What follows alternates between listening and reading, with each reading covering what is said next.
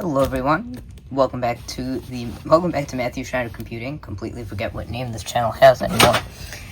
Today we have a special package, and this is from the 8-bit guy. I bought it from his online store, so I'm gonna open it up. I've got my handy dandy, hold on, hammer knife. Isn't that fun? I've got a little mini one on my keychain, but let's open it up.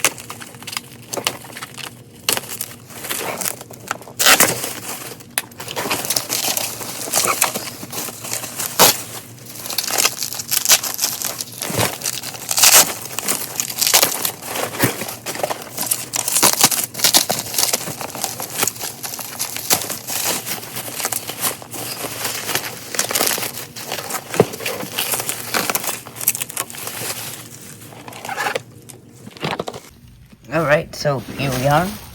This is the original Tandy TRS-80 with the original keyboard. So he was selling this on his channel. This is not the one he repaired. I was kind of thinking this would be. It is not. You can tell his had, he made labels on the back. These are original. They're printed on. And it does have a stretcher that I don't know if I would have been able to see it from the pictures, but regardless, it looks pretty good.